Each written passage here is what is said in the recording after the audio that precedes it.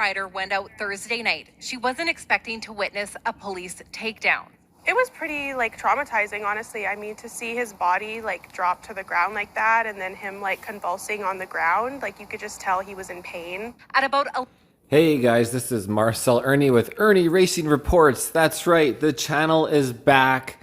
I've done some posters on the Ernie Racing YouTube channel signifying that Alphabet, Google, YouTube's lawyers have come clean about censoring people for their political opinions on YouTube around COVID policies, the COVID-19 misinformation policy, and election interference back in 2022.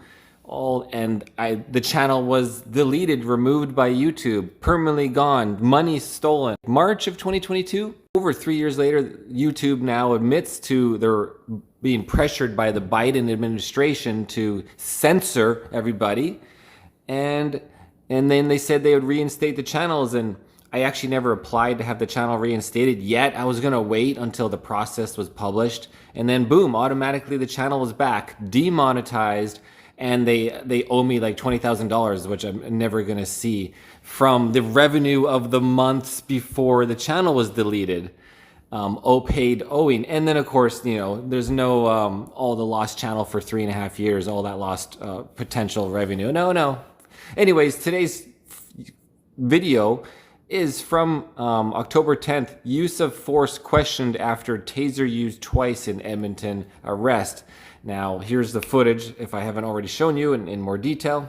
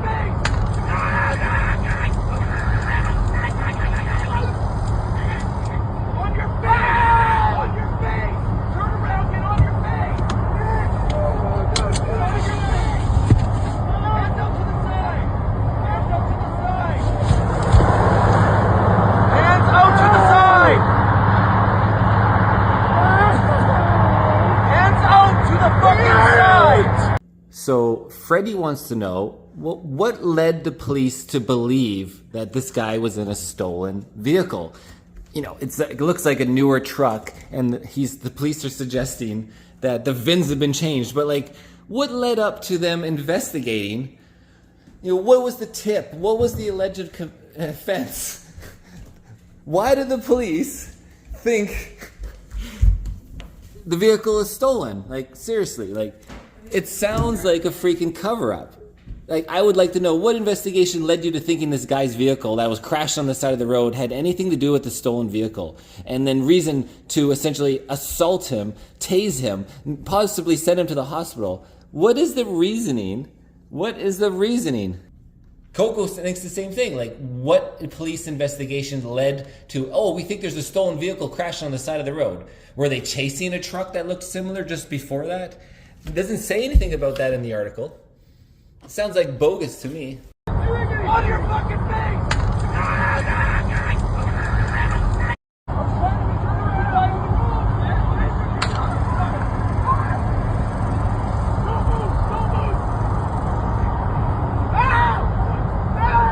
Get your hands out to the side! Hands out to the side!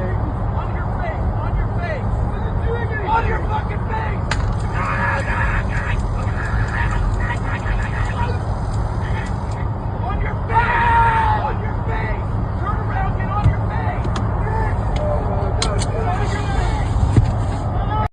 And let's read the article here on, freaking propaganda. What is this? Global News.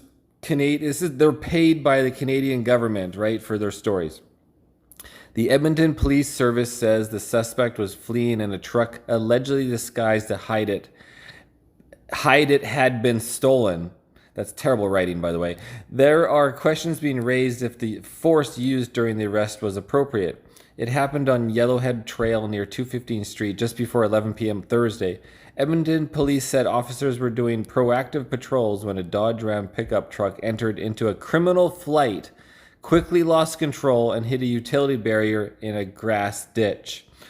Now, as I read the story, start to think these are alleged things. He's alleged that he ran from the police, criminal flight. But we don't know if this is actually true or not, so just keep your mind open. Police said the suspect ignored clear police direction by revving his engine and unsuccessfully attempting to flee. You know, when police are caught in wrongdoing, they just make up charges. That's what they do. So I don't necessarily believe any of this. A witness in another vehicle on the side road began recording when the man got out of the truck. In the video, the man claims he dodged a porcupine, and that's how he ended up in the ditch, while police are heard yelling for the man to put up his hands.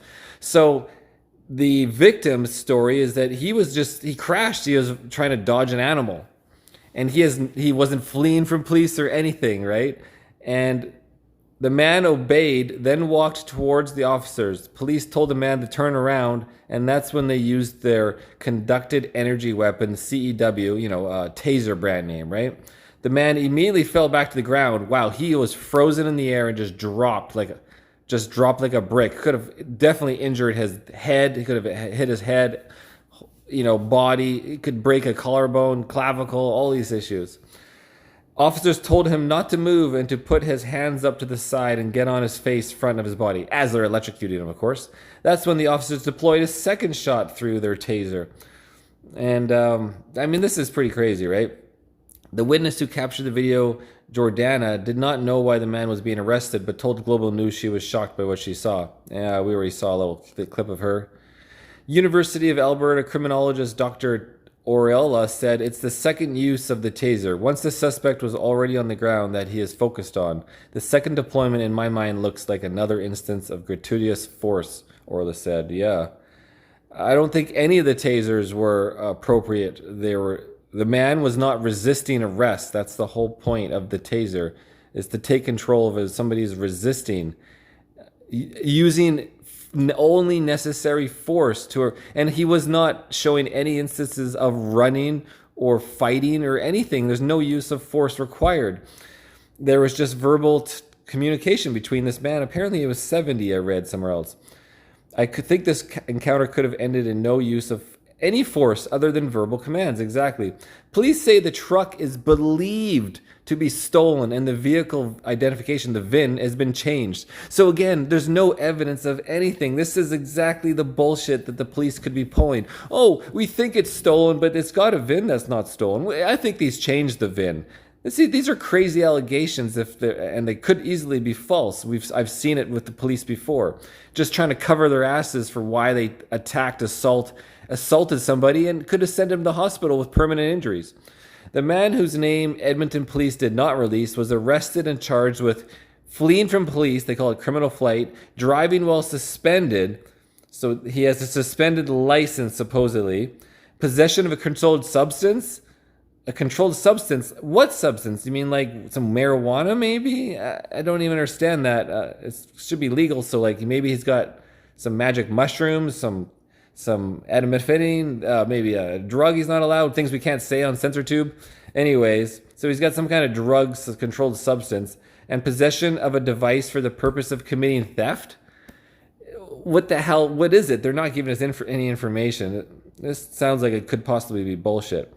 He's got like what in his vehicle, Police said more charges are pending in relation to the VIN being changed. Yeah, so again, they got nothing on the guy for arresting him.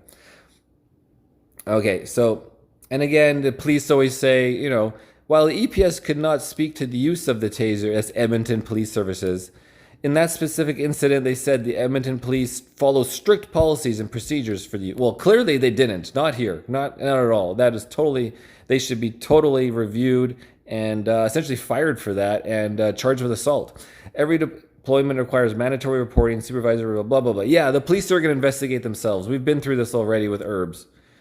Officers required to make a split second. Yeah, making excuses. So anyways, we'll show you the video again. This is my first video of the channel back, guys. Just some kind of local news for Canada on the world stage. What do you think about the user Taze? And do you think this guy's actually guilty of stealing a vehicle and changing the VIN? We'll wait for 2 years down the line. We'll get a result of this maybe. That's Ernie Racing Reports. Over and out.